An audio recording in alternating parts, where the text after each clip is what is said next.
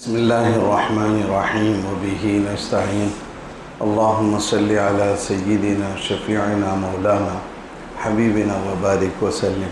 قال جل وعلا في الكلام العزيز بعد أعوذ بالله من الشيطان الرجيم بسم الله الرحمن الرحيم والله أخرجكم من بطون أمهاتكم لا تعلمون شيئا وجعل لكم السمع والأبصار والأفئدة لعلكم تشكرون.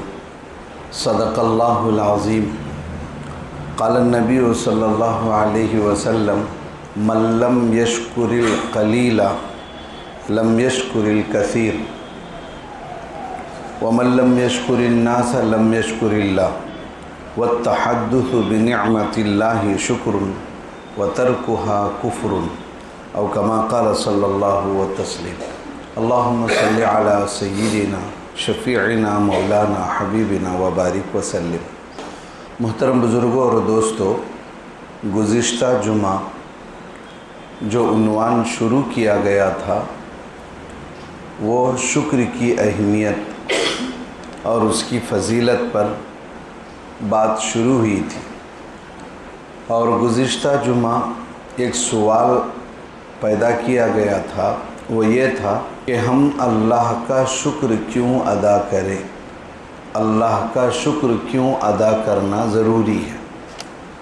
تو گزشتہ جو بات سامنے آئی وہ یہ تھی کہ اللہ تبارک و تعالیٰ نے مجھے اور آپ کو پیدا کیا. ہماری پیدائش کیسے ہوئی؟ اللہ تبارک و تعالیٰ خود قرآن میں فرماتے ہیں وَلَقَدْ خَلَقْنَا الْإِنسَانَ مِنْ سُلَالَةٍ مِّن طِينٍ. سب سے پہلی بات اللہ فرماتے ہیں کہ ہم نے انسان کو مٹی کے اجزاء سے بنایا، اور پھر ان اجزاء سے انسان اپنی غذا کو حاصل کیا. اللہ تبارک و تعالیٰ نے زمین میں پودے اگائے، اناج اگایا، تو اس میں سے انسان اپنا حصہ لیا، کھایا، تو اس سے خون بنتا ہے. خون کے بعد نطفہ بنتا ہے. خون بنانے والے اللہ ہیں، اور خون سے نطفہ بنانے والے وہ بھی اللہ ہیں. تو قرآن سورہ مومنون میں اس میں یہ باتیں لکھی ہوئی ہیں کہ اللہ نے انسان کو مٹی کے اجزاء سے بنایا اور پھر نطفہ بنایا. نطفے سے اللہ تبارک و تعالیٰ نے گوشت کا لوتھڑا بنایا. وَلَقَدْ خَلَقْنَا الْإِنسَانَ مِنْ سُلَالَةٍ مِّن طِينٍ ثُمَّ جَعَلْنَاهُ نُطْفَةً فِي قَرَارٍ مَّكِينٍ. اللہ فرماتے ہیں کہ وہ اس نطفے کو ہم نے بنایا اور ایک جگہ پر اس کو رکایا. یہ جگہ کو رکانا یہ اللہ ہی کے قبضے میں ہے. اور پھر اس سے اللہ تبارک و تعالیٰ نے گوشت کا لوتھڑا بنایا، اور پھر اس سے ہڈیاں بنائیں، اور اس کے آگے ان ہڈیوں پر اللہ تبارک و تعالیٰ نے گوشت چڑھوایا. ان ہڈیوں پر گوشت چڑھوایا. اس کے بعد جب سب چیزیں بن گئی تو اللہ تبارک و تعالیٰ نے روح پھونکا. تو یہ گزشتہ جمعہ اس کی تفصیل آپ کے سامنے آ گئی. تو انسان 6 دور سے گزرتا ہے. کہا کہ پہلے وہ مٹی کا خلاصہ ہوتا ہے، پھر نطفہ بنتا ہے، پھر علقہ بنتا ہے، پھر مضغہ بنتا ہے، پھر اس کے بعد عظام یعنی ہڈیاں بنتی ہیں، پھر اس کے بعد ہڈیوں پر گوشت چڑھایا جاتا ہے، پھر اس کے بعد روح پھونکی جاتی ہے. تو انسان 7 دور سے گزرتا ہے. اب بتاؤ یہ گزارنے والے کون ہیں؟ نطفے سے گوشت کا لوتھڑا بنا، خون کا لوتھڑا بنانا، پھر اس خون کے لوتھڑے کو گوشت بنانا، پھر اسی میں سے ہڈی بنانا اور ہڈیوں پر گوشت کا چڑھانا، یہ سب کس کا کام ہے؟ قرآن ایک دوسری جگہ اس کی تفصیل بعد میں بھی آئے گی. اللہ فرماتے ہیں ذرا غور تم کرو کہ کسان زمین پر محنت کرتا ہے، ज़मीन को नरम करता है और दाना डालकर वहाँ बैठे नहीं रहता है। दाना डालकर वो वहाँ बैठा रहता नहीं है, बल्कि ज़मीन को हमवार किया और नरम किया, फिर उसके बाद दाने को डाला और अपने घर चला जाता है, सो जाता है या और कामों में लग जाता है। बताओ कि उस दाने को सीधा करना और उसमें से मोकले को निकालना ये कौन करता है? हम समझते हैं कि रैतू जंगल पिकाता है, रैतू पिकाता है, किसान कोशिश करता है भाई ये धान कौन पिकाए, तो हम कहते हैं कि भाई ये किसान पिकाए, रैतू पिकाया। इसीलिए बुजुर्गान दीन एक दुआ करते थे कि अल्लाह जैसे एक किसान अपने दानों को फेंकता है ज़मीन पर, आप उसको मोकोला निकाल लेते हैं। तो उलमा ने लिखा है कि रैतू कभी भी जिसकी मुंह यानी दाने के मुंह की तरफ से, जहाँ से वो फटता है, उसका जो मुंह होता है उससे जो पौधा निकलता है, वो देख कर गड़ाता नहीं है। आप देखो रैतू को दाने फेंकता है, दाने डालते जाता है, तो अल्लाह क्या करते हैं, वो दाने उल्टे और सीधे जो पड़ते हैं तो अल्लाह उन दानों को सीधा करवाते हैं। कभी ऐसा हुआ कि रैतू दाने डाल दिया और खुद को देखे तो झाड़ा उल्टे नीचे जाको है? कभी ऐसा हुआ है? आप जंगलों में देखे होंगे, आप दाना डालता है, फिर देखे तो कभी झाड़ ऐसा बिंगा इधर गया हो या ज़मीन में उल्टा चला गया हो, दाना सीधा पड़ता है। जब फेंकेंगे तो आप कैसे भी पड़ेगा वो, चाहे मुंह इधर हो चाहे मुंह इधर हो। लेकिन अल्लाह अकबर, उलमा फरमाते हैं कि अल्लाह उस दाने को सीधा करवाते हैं और सुम्मा शक़क़नल अर्ज़ शक़्क़ा, फिर हम ज़मीन को फाड़ते हैं, वो फाड़ के वो निकलता है। तो बताओ इन दानों को सीधा कौन करता है? अब उस दाने को वो डालकर जाता है तो उसकी गर्मी, उसकी सर्दी, फिर उसमें से वो जो हरियाली निकलती है, कहा कि जो दाना फाड़ कर ज़मीन को निकलता है, कहा कि ये कौन करता है? तो जैसे रैतू दाना डालकर अपने कामों में लग गया, अपने धंधों में लग जाता है, फिर 1-2 दिन के बाद देखें तो ज़मीन में से मोकले आए हुए होते हैं, इंसान देखकर खुश होता है। तो दोस्तों ज़रा इसे समझ गए आप, तो अब बताओ इंसान मियाँ बीवी जब मिलते हैं, कुछ नुत्फ़ा निकलता है, तो कहा कि फ़ी क़रारी मकीन, रहम में जाकर वो रुकता है। माँ अपना काम कर रही है, औरत अपने कामों में लगी हुई है, शोहर अपने धंधों में लगा हुआ है। बताओ उस नुत्फ़े को खून का लौथड़ा कौन बना रहा है? ये बच्चे किसके? का तो हमारे। क्या ये बच्चे किसके? हमारे। तुम्हें कैसा बनाए इसे? तो अल्लाह कह रहे हैं कि उस नुत्फ़े को हम फ़ी क़रारी मकीन, एक जगह रुकाते हैं, रहम में वो रुकता है, उसके बाद हम उसको बनाते हैं अलका। पहले हम उसको अलका बनाते हैं, यानी खून का लौथड़ा बनाते हैं। अब बताओ ये बनाने वाले कौन हैं? बोलो कौन है? अल्लाह। अल्लाह कहाँ हैं? माँ के पेट में ये चीज़ें बन रही हैं। फ़ी क़रारी मकीन, जैसा वो पौधा, जो जैसे वो दाना अंदर जाकर वो फट रहा है, उसमें से कुछ हरियाली निकल रही है। कहा कि ज़मीन में कुछ दिन रहा वो, गर्मी सर्दी जो उसको ज़रूरत है, कहा कि वो उसको नसीब हुई। वो कौन देता है? दाने को जो फटने की जो ताकत है, वो हरियाली बनने की जो ताकत है, वो कौन दे रहा है? अल्लाह का निज़ाम है वो। फिर उसके बाद वो कतरा बनना, कौन बना सकता है दुनिया में वो कतरा? अगरचे कि हम उससे कराहत करते हैं, लग जाए तो वो धोना पड़े, निकल जाए तो पानी नहाना पड़े। लेकिन कहा कि वो अल्लाह कहते हैं कि हम उसको एक जगह रुकाते हैं, उसी जगह में वो खून का लौथड़ा बनता है, उसके बाद गोश्त का टुकड़ा बनता है। कहा कि कहाँ बन रहा है? नुत्फ़ा और एक जगह, कहा कि वहीं आके रुका तो हड्डी एक जगह, गोश्त एक जगह, ऐसा बनता है। अब हम घर बना रहे हैं तो ईंट कहाँ की लाते हैं, रेती कहाँ की आती है, सीमेंट कहीं का, लोहा कहीं का, पानी कहीं के, सब चीज़ें मिलती हैं तो कोई चीज़ बनती है। लेकिन आप बताओ उसी जगह में उसी नुतफे से उसी जगह में अल्लाह सब बना रहे हैं। एक नुतफे से अल्लाह तबारक व ताला खून का लोथड़ा वही बन रहा है, कहीं और जगह से बन के नहीं आता है। और फिर गोश्त का टुकड़ा कहाँ के वही बनता है। ये जो हड्डियां हैं ये कहाँ से आती हैं बताओ। इंसान के माँ के पेट में, माँ के रहम में हड्डियां कहाँ से आ रही हैं। इसका जो डिजाइन बन रहा है ये अल्लाह कह रहे हैं, ये हम करते हैं। फिर उसी नुतफे से खून गोश्त का टुकड़ा बन रहा है, हड्डियां बन रही हैं और फिर उसके बाद उस पर गोश्त चढ़ाया जाता है। तो मालूम ये हुआ कि पहले हड्डियां बनती हैं, उसके ऊपर गोश्त चढ़ रहा है। ये सब चीज़ें होती हैं। उलमा ने एक जगह लिखा है कि 40 दिन में ये कैफियत बदलती है।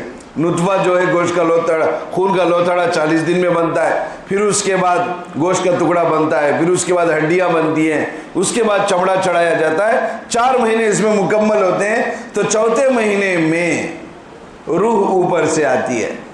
तो मालूम ये हुआ कि चौथे महीने में अंदर बच्चे के कान भी बन गए, नाक भी बन गई और पूरा डिजाइन तैयार हो जाता है।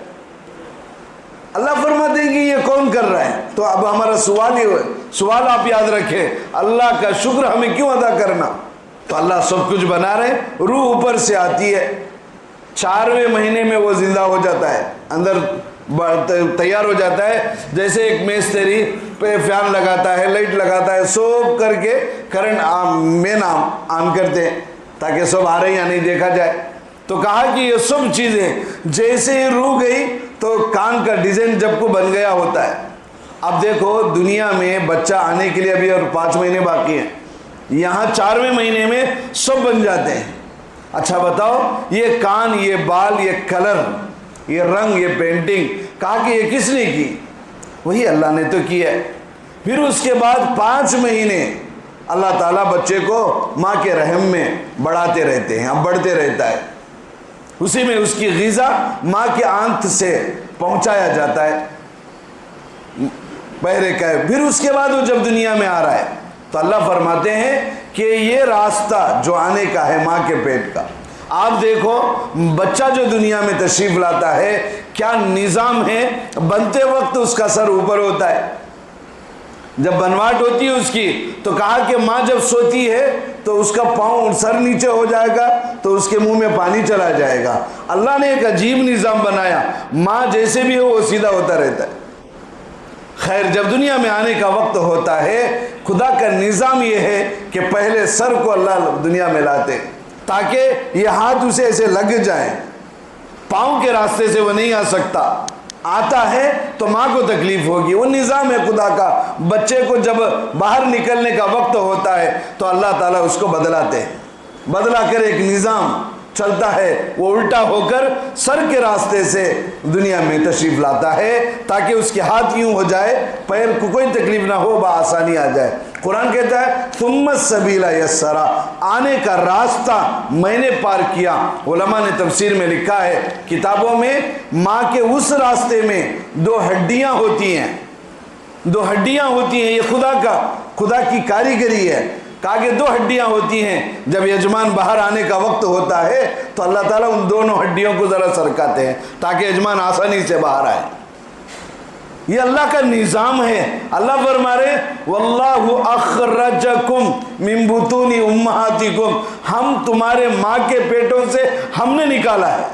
अल्लाह कह रहे हैं वल्लाहु अखरजकुम, अल्लाह ने तुमको निकाला है। खैर, दुनिया में आ गए। अब उसके बाद गुज़िश्ता की एक बात, उसके बाद हम आगे बढ़े तो अल्लाह तबारक व तआला इल्म देता है, इंसान को इल्म देता है। ऐसा इल्म दुनिया की कोई ताकत उसको नहीं दे सकती है।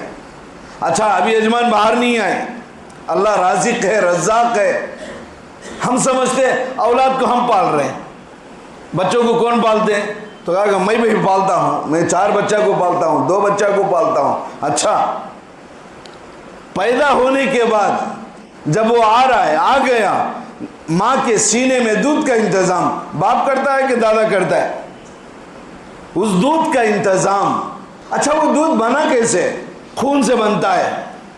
वो दूध अब तैयार है, वो बाहर आया اب اللہ نے اس کو علم سکھایا، حالانکہ بچہ ہے، معصوم بچہ، بھائی مونی سو بچہ کہتے ہیں۔ اب وہ بچہ باہر آنے کے بعد رونا کس نے سکھایا؟ لا تعلمون شیئا، اس کی تفسیر میں ہے کہ رونا ہم نے سکھایا اس کو۔ اگر یہ رونا نہیں آتا تو کیسے اپنی ضرورت پوری کرتا؟ اللہ کہہ رہے ہیں کہ ہم نے رونا سکھایا ہے، وہ روتا ہے، اپنی ضرورتوں کو پوری کرتا ہے۔ اس کے بعد اللہ کہتے ہیں کہ جب تجھے بھوک لگے، ضرورت کا اچھا بندہ جب دنیا میں آتا ہے، باپ جھولے کا انتظام کرتا ہے، کس کا؟ جھولنے کا انتظام کرتا ہے، کپڑوں کا انتظام کرتا ہے، وغیرہ وغیرہ انتظام کرتا ہے، دودھ کا۔ کہا کہ جیسے ہی باہر آئے وہ روتا ہے، آتے ہی روتا۔ رونا اس کے زندہ ہونے کی دلیل ہے۔ کیا؟ ماں کے پیٹ سے بچہ آ کر رونا کس کی علامت ہے؟ اس کی حیات کی علامت ہے۔ باہر آ کر یجمان نہیں روئے پھر واپس جانے کی علامت ہے۔ اب یہ روتا ہے تو ماں اس کو دودھ دیتی ہے۔ دوستو، اس کو کس نے بتایا کہ ماں کے سینے میں دودھ ہے؟ اب وہ پیتا ہے اور ہونٹ سے دودھ پیے نہیں جاتے، تو اللہ نے کہا کہ مسوڑے اور ہونٹوں کے مدد سے وہ اپنی بھوک کو ماں کے سینے سے مٹاتا ہے۔ قرآن یہاں تک بول کے خاموش نہیں ہے، قرآن آگے کہتا ہے وَجَعَلَ لَكُمُ السَّمْعَ، اللہ فرماتے ہیں تمہارے ماں کے پیٹوں سے نکالا، اور لا تعلمون شیئا، تم کو کچھ معلوم نہیں تھا تو ہم نے سکھایا۔ کیا سکھایا؟ رونا سکھایا، رو کر اپنی ضرورتوں کو پورا کرنا سکھایا، اور رزق کہاں ہے، کیسے اس کو حاصل کرنا ہے۔ ایک مفسر نے ایک سوال کیا ہے، بتاؤ بچے کو رونا اللہ نے سکھایا، ٹھیک ہے، اس کے دل میں بات ڈالی، ہمیں کبھی غور کرے وہ بچہ آتے ہی کہیں کو روتا ہے؟ کبھی ہمارا غور نہیں ہوا، بچے روتے ہوتا چو۔ اب اس کے بعد ماں جب سینے سے اس کو لگاتی ہے وہ تو دودھ چوسنا شروع کرتا ہے۔ یہ کس عالم نے سکھایا اس کو؟ کس ڈاکٹر نے سکھایا؟ کون سے ماں باپ اس کو سکھائے بیٹا تو رو اور ماں کے سینے سے دودھ پی؟ یہ کس نے سکھایا اس کو؟ کہا کہ اللہ تعلمون شیئا، تم نہیں جانتے تھے، اللہ نے سکھایا تم کو۔ اس کے بعد قرآن کہتا ہے وَجَعَلَ لَكُمُ السَّمْعَ۔ اب انسان ذرا بڑا ہوا، انسان کب بڑا ہوتا ہے بولو؟ بچہ بڑھتا نا، کسے تو معلوم بچہ کب بڑھتا ہے؟ رات کے وقت میں اللہ تعالیٰ اس کو بڑھاتے ہیں، یہ راز ہے۔ بچے دن میں نہیں بڑھتے، بڑے ہوئے کہتے نہیں، کب تو سوچے بڑے ہوئے جگہ دے کے تمہیں، پھر کیا کہ بچے بڑے ہو جاتے، 1 سال کا ہو گیا، 2 سال کا ہوگا، یہ حال میں آ گئے۔ اب بتاؤ اب وہ بچہ کیسے بڑھ رہا ہے؟ آپ کو کچھ اندازہ ہے؟ اس کی ہڈیاں بڑھ رہی ہیں، جسم بڑھ رہا ہے، چمڑا بڑھ رہا ہے، سب کچھ بڑھ رہا ہے، تو آپ کو کبھی سوچے آپ کو وہ کیسے بڑھ رہا ہے؟ کون بڑھا رہا ہے؟ وہ تعلق کہاں ہے آپ کو؟ سوچو ایک چیز باہر نکل گئی، پھل ہے، پھل اگر جھاڑ کو لگا ہوا ہے، اب سمجھو پندا تھا، اس سے بڑا ہوتے رہا، کیا ہوتے رہا؟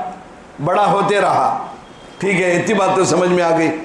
اب جب وہ جھاڑ سے نکل گیا تو پھل بڑا ہوتا، کوسا تو پھل آپ جھاڑ سے توڑ ڈالے، اب ان بڑا ہوتا کہیں نہیں۔ بولیں گے کہ اس کا تعلق بڑھنے کا جہاں سے تھا وہ کٹ ہو گیا۔ بچہ جیسے ہی دنیا میں آ گیا، ماں کی آنکھ کاٹ دی جاتی ہے، گھاٹی ڈال کر بمبئی بنا دی جاتی ہے، اب ماں کا تعلق ختم، اس کا تعلق ختم۔ اب بتاؤ بچہ کیسے بڑھ رہا ہے؟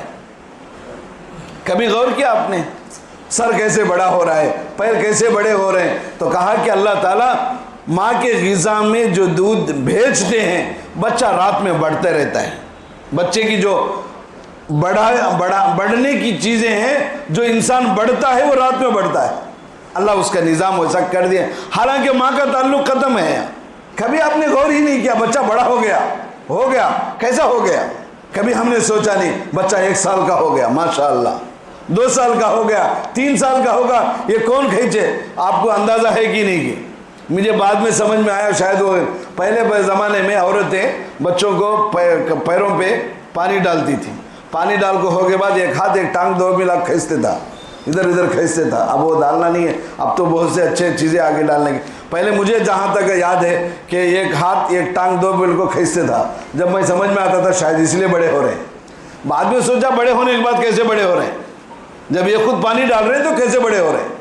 سوچنا۔ تو دوستو اللہ فرماتے ہیں ہم آپ کو بڑھاتے ہیں، اور اللہ فرماتے ہیں ہم نے تم کو، اب بچہ چھوٹا تھا، رو کر ضرورتیں پوری ہو گئی، آپ ایسا مارو تو وہ ادھر ادھر دیکھتا ہے. اللہ فرماتے ہیں وَجَعَلَ لَكُمُ السَّمْعَ، ہم نے آپ کو بات کی ضرورتوں کے لیے ہم نے آپ کو کان دیے. سب سے پہلے اللہ جو تذکرہ کر رہے ہیں وَجَعَلَ لَكُمُ السَّمْعَ، ہم نے آپ کو کان دیے. اس کے بعد وَجَعَلَ لَكُمُ السَّمْعَ وَالْأَبْصَارَ وَالْأَفْئِدَةَ، اللہ فرماتے ہیں پہلے ہم نے تم کو کان دیے. اور علماء نے لکھا ہے انسان کو جتنا بھی علم حاصل ہوتا ہے وہ کان سے حاصل ہوتا ہے. اب تو بچے پیدا ہوتے ہوئے کون سا دواخانہ وہ بھی دیکھ لے رہے ہیں. پہلے زمانے میں پیدا ہوئے بعد 3 دن تک بچے آنکھ نہیں کھولتے تھے. اب جو آنکھ کھول رہے ہیں یہ دواؤں کا اثر ہے. کہاں کہ بچہ پہلے سنتا ہے.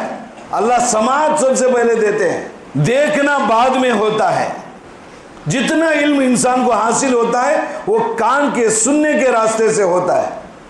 انسان اب بچہ ہے سن رہا ہے، ماں کی آواز سنا تو اب وہ ہنسنے لگتا ہے. بتاؤ اس کے کان چھوٹا بچہ ہے لیکن ماں کی آواز سنا، کچھ جھنجھنے کی آواز سنا یا آپ کے سیل کے حساب سے کوئی چیز سنا تو اب وہ رونا بند کر دیتا ہے. آپ کو معلوم ہے کہ ماں جب لیتی ہے بچے کو، ماں جب بچے کو سینے، اب وہ رو رہا ہے بچہ، وہ عورت اٹھا رہی ہے، وہ عورت اٹھا رہی ہے، وہ عورت اٹھا رہی ہے، تو بچہ سنبھلنا نہیں ہے. ماں جیسے ہی آتی ہے اپنے سینے سے لگاتی ہے تو بچہ خاموش ہو جاتا ہے. کیسا؟ کبھی آپ نے غور کیا؟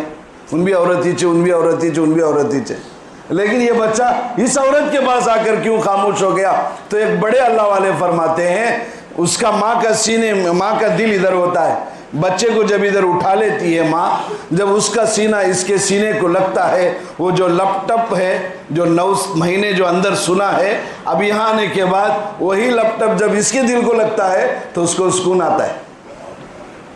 یہ آواز 9 مہینے سن کو آیا، سن آواز ہے، آواز 9 مہینے سنا گیا ماں کے پیٹ میں، ماں کے سینے میں سنا. جب ماں اپنے سینے سے لگاتی ہے تو سکون ملتا ہے، اس لیے کہ یہ آواز سنی ہوئی آواز. اس لیے بچہ دیکھو دودھ کس کا بھی پی لے گا، بچہ جو ہے دودھ کسی کا بھی پی سکتا ہے، سکون اس کو اس دل سے ملتا ہے جس دل کی آواز یہ اپنے ماں کے پیٹ میں سنا ہے. اللہ فرماتے ہیں سننا اللہ نے دیا. اس کے بعد دیکھنے کی چیز. اب یہاں کان کو اللہ پہلے تذکرہ کیوں کیے؟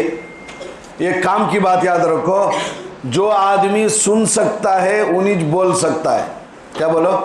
علامہ قرطبی رحمۃ اللہ علیہ فرماتے ہیں جو آدمی سن سکتا ہے ان بول سکتا ہے، جو آدمی بول نہیں سکتا ان سن نہیں سکتا.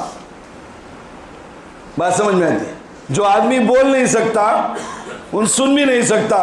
گنگا سن سکتا ہے، عموماً آپ جو زبان سے معذور ہیں ان کو دیکھو، ان کو سنے بھی نہیں آتا ہے، لیکن آپ آنکھ نہیں سو سے دیکھو، ان بول بھی سکتا سن بھی سکتا ہے. یہ اللہ کا کمال ہے. یہ اللہ کے کہا کہ کانوں سے اللہ تبارک و تعالی اس کو سناتے ہیں اور علم حاصل کراتے ہیں. تو دوستو اس کے بعد اور تفصیل ہے، آگے اب سن لیں. اللہ فرماتے ہیں دوسری آیت میں، اللہ فرماتے واللہ جعل لکم من انفسکم ازواجا، کہ ہم تم کو بڑے ہونے کے بعد جو تمہاری شادی کرتے ہیں، کہا کہ وہ تمہارے ہی جنس میں سے کرتے ہیں. حضرت آدم کی شادی کس سے ہوئی؟ حضرت آدم علیہ السلام کے ساس اور سسرے کا نام کیا ہے؟ نہیں ہے، ساس سسرا نہیں ہے ان کو، تو پھر کیسے ان کو بیوی مل گئی؟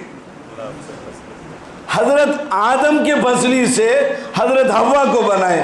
یہ ان کے بعد بہرحال ایک انسان اور ایک انسان سے اللہ نے پیدائش کی ہے تو اب شادیاں ہو رہی ہیں، ورنہ حضرت آدم کو ان کے فصلی سے ہی ان عورت کو بنایا گیا. واللہ جعل لکم من انفسکم ازواجا، اللہ فرماتے ہیں ہم تمہارے جنس میں سے ہی تم کو بیوی عطا کی ہے. وجعل لکم من ازواجکم وجعل لکم من ازواجکم بنینا، اور تمہاری اس بیوی سے ہی ہم نے بچے پیدا کیے. پھر فرمایا وحفدتن، اور ہم نے آپ کو پوتے بھی عطا کیے. یہ کون بول رہا ہے؟ سب اللہ کہہ رہے ہیں. اگر ہم کسی اور جنس سے تمہاری شادی کراتے، ہمیں انسان ہے، انسانوں کی شادی کسی اور جنس سے ہوتی تو وہ مزہ آتا؟ وہ کیفیت ہوتی؟ نہیں ہوتی ہے. اللہ فرماتے ہیں تمہارے جنس میں سے ہی ہم نے عورت کو دیا ہے اور اسی میں سے تم کو بچے دیے، وحفدتاً، اور فرمایا ہم آپ کو پوتے بھی اسی میں سے دے رہے ہیں، ورزقکم من الطیبات، یہ ہے شکر کی۔ اور ایک بات اللہ فرماتے ہیں ہم نے تم کو پاک رزق ہم نے دیا ہے، افبالباطل یؤمنون بنعمت اللہ هم یکفرون، نعمتیں اللہ ایک جگہ فرماتے ہیں، اللہ کے نبی صلی اللہ علیہ وسلم کی حدیث ہے، اللہ فرماتے ہیں میرا اور میرے بندوں کا معاملہ عجیب ہے، میں ان کو پیدا کرتا ہوں وہ کسی اور کی پرستش کرتے ہیں، یہ اللہ فرماتے ہیں۔ اللہ کے نبی علیہ السلام نے فرمایا، تفسیر مظہری میں یہ حدیث لکھی ہوئی ہے، کیا کہ میں ان کو پیدا کرتا ہوں، یہ پوجا اور پرستش کسی اور کی کرتے ہیں، اور میں ان کو رزق دیتا ہوں، یہ شکریہ کسی اور کا ادا کرتے ہیں۔ تو اس لیے دوستو اب یہ چیزیں ہم سوچ لیں، اب اللہ کا شکر کیوں ادا کریں؟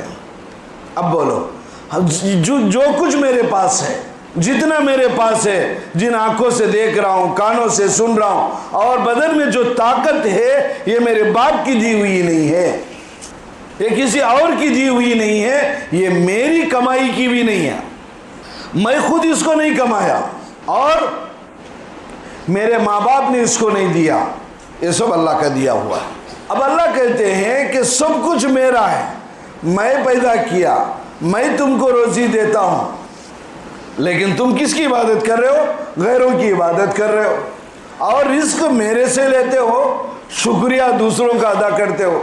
تو اس لیے دوستو اللہ کی نعمتوں پر شکر گزاری ہونا چاہیے۔ میرے اور آپ کے لیے ضروری ہے کہ ہر دن شکرانے کی 2 رکعت نماز پڑھے تو کم ہے، یہ سب کچھ اسی کا ہے، ہم اس کا شکر کیوں نہیں ادا کرتے؟ بیٹے آپ کی عزت کئی کو کرنا، بابا کی عزت کیوں کرنا؟ تو آپ کہیں گے ہم دنیا میں آنے کا ذریعہ بنے ہوتا۔ اچھا، ماں باپ کی کیا فضیلت ہے؟ ماں باپ کی قدر کیوں، عزت کیوں؟ اس لیے کہ بنائے تو اللہ، سب کچھ تیار اللہ کرے۔ دنیا میں اللہ چاہے تو آدم کو اماں بابا نہیں نا، آدم علیہ السلام کو اماں بابا نہیں نا، ویسا اللہ ہم سب کو بنا ڈالا تو کام ہو جاتا تھا، کام ہو جاتا نہیں ہے۔ اب اللہ کیسا بنایا؟ آدم علیہ السلام کو بنا سکا، ہم سب کو بنا کو بھیجتا تو ایک رشتے رہتے تھا، یہ محبت باقی رہتی تھا۔ اللہ نے تو انسانوں کو انسانوں میں سے زندگی دے کو ان میں سے اولاد کو نکالا۔ اب ماں باپ دنیا میں آنے کا ذریعہ بنے تو ان کی قدر کرنا، ان کی قدر کرنا، تو اب جو سب کچھ بنایا اس کی ناشکری کرنا۔